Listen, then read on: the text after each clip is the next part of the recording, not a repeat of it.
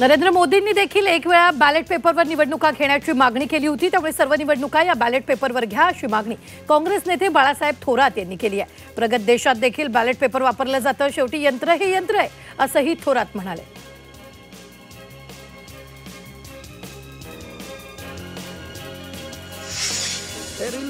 उपमुख्यमंत्री एकनाथ शिंदे यांचं अकोले इथं जल्लोषात स्वागत करण्यात आलंय। आदिवासी दिनानिमित्त शिंदे हे अकोले इथं दाखल झालेत। अकोले शहरात आदिवासी दिनाचा उत्साह पाहायला मिळतो।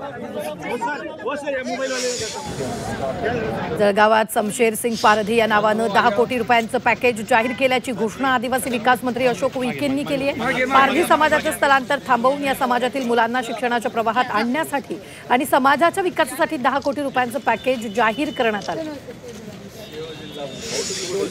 जळगावातील सातपुडा आदिवासी भागात मध्य प्रदेशातील आदिवासी अतिक्रमण करतात, त्यामुळे मध्य प्रदेशातील आदिवासींनी महाराष्ट्रात येऊ नये यासाठी विशेष उपाययोजना करणं आवश्यक असल्याचं मंत्री संजय सावकार यांनी म्हटलंय।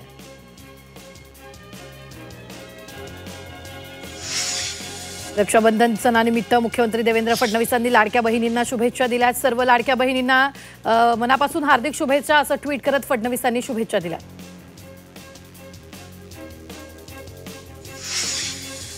केंद्रीय क्रीडा राज्यमंत्री रक्षा खडसेंनी आपल्या माहेरी नंदुरबारच्या शहाद्यात रक्षाबंधन साजरा केला।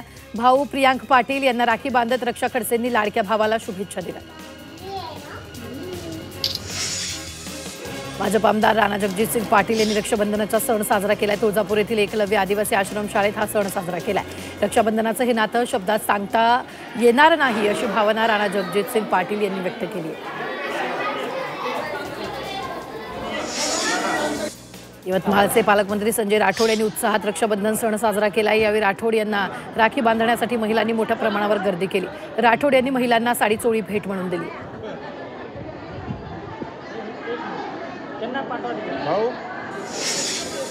चंद्रपूरच्या मूलमध्ये आमदार सुधीर मुनगंटीवार यांनी रक्षाबंधन सण साजरा केलाय। भाजप महिला आघाडीच्या कार्यकर्त्यांसोबत त्यांनी रक्षाबंधन साजरा केलंय। आपण कायम लाडक्या बहिणींच्या पाठीशी उभं राहणार असल्याची प्रतिक्रिया यावेळी मुनगंटीवारांनी दिली।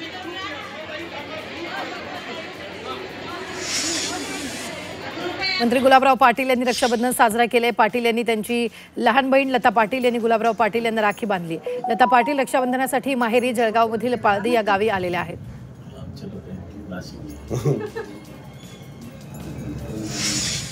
खासदार सुप्रिया सुळे यांनी रक्षाबंधनाचा सण साजरा केलाय। बंधू श्रीनिवास पवार यांना त्यांनी राखी बांधली। त्याचे फोटो सध्या सोशल मीडियावर शेअर केले।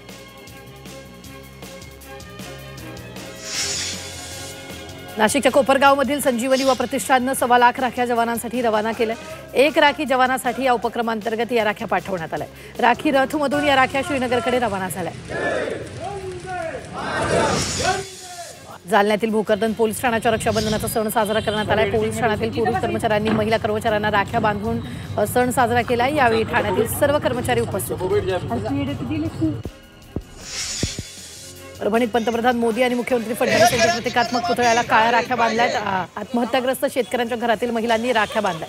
शेतकऱ्यांच्या आया बहिणींचं सिंदूर वाचवा अशी हाक या महिलांनी यावेळी दिली आहे। शहरातील छत्रपती शिवाजी महाराजांच्या पुतळ्या शेजारी प्रहारनं हे अभिनव आंदोलन केलं।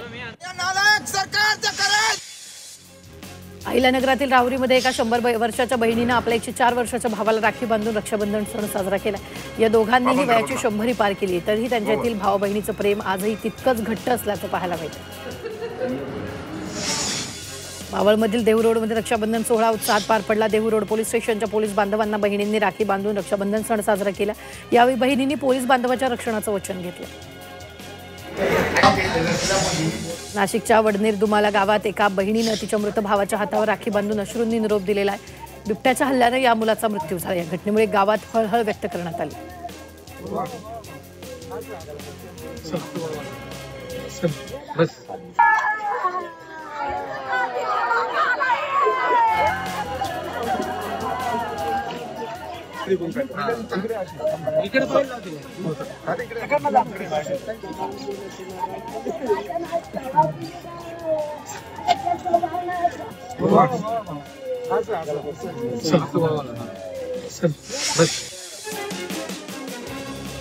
मराठा आंदोलन मनोज जरांगे पाटील हे पुण्यातील भोर तालुक्यातील दौऱ्यावर आहेत। या दौऱ्यादरम्यान त्यांनी रायरेश्वर किल्ल्याला भेट दिली। रायरेश्वर किल्ल्यावर आल्यावर ऊर्जा आणि भयंकर शक्ती मिळाल्याचं जरांगेंनी म्हटलं।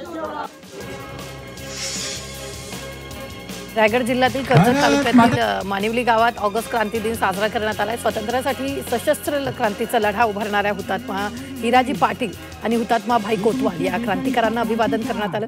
क्रांती दिन सोहळ्यासाठी खासदार श्रीरंग बारणे, आमदार महेंद्र थोरवे, स्मारक समितीचे अध्यक्ष प्रवीण डायरे उपस्थित होते। जे शाळेमध्ये क्रांतीवीरांनी ज्या कार्यक्रम होतात ते होतील। शहापूर तालुक्यात आदिवासी क्रांतीवीरांचं स्मारक व्हावं अशी मागणी श्रमजीवी संघटनेने केली। आदिवासी समाजाचा इतिहास असं संघर्षाचं प्रतीक म्हणून क्रांतीवीरांचं स्मारक व्हावं अशी मागणी करण्यात आली।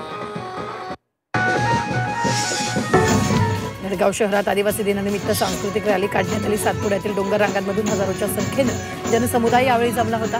पारंपरिक आदिवासी वेशभूषा परिधान करत हा दिवस आनंदात साजरा करण्यात आला। पालघरमध्ये आदिवासी दिनाचा उत्साह पाहायला मिळाला। जिल्ह्यात ठिकठिकाणी आदिवासी बांधवांनी पारंपरिक वेशभूषेत नृत्य सादर केले। डहाणूत आमदार विनोद निकोले यांच्या नेतृत्वात मोठी रॅली काढण्यात आली। या रॅलीत निकोले यांनी देखील ठेका धरल्याचं पाहायला मिळालं।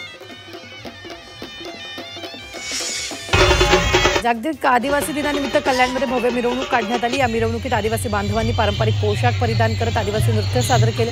याचबरोबर या मिरवणुकीत आदिवासी क्रांतिकारीचे देखावे देखील सादर करण्यात आले। पुण्यातील इंदापुरात आदिवासी दिन साजरा करण्यात आला। मेळघाटातील आदिवासी विद्यार्थ्यांकडून नृत्य सादर करण्यात आलं। यावेळी आदिवासी प्रतिकारक रेंगा कोरुकू यांच्या स्मृतींना आदरांजली वाहण्यात आली। भंडाऱ्यात आदिवासी दिवस उत्साहात साजरा करण्यात आला। या निमित्तानं शहरात भव्य मिरवणूक काढण्यात आली। या मिरवणुकीत आदिवासी बांधवांनी पारंपरिक पद्धतीनं नृत्य सादर केलं। पंढरपूर शहरात नारळी पौर्णिमेनिमित्त कोळी बांधवांनी शोभायात्रा काढत उत्सव साजरा केला। प्रदक्षिणा मार्गावर कलश घेतलेल्या महिला, नदीमधील नाव वासुदेव यांच्यासह मोठी शोभायात्रा काढण्यात आली। यानंतर कोळी बांधवांनी चंद्रभागेत जाऊन नदीच्या पाण्याचं पूजन केलं। भंडाऱ्याच्या खोसलवाडा वाघेतील सैनिकी विद्यालयात 16 विद्यार्थ्यांना संसर्गजन्य आजाराची लागण झाली आहे। विद्यार्थ्यांना उपचारासाठी ग्रामीण रुग्णालयात दाखल करण्यात आलं आणि या विद्यार्थ्यांना सर्दी, खोकला, ताप आणि उलटी अशी लक्षणं दिसून आली आहेत।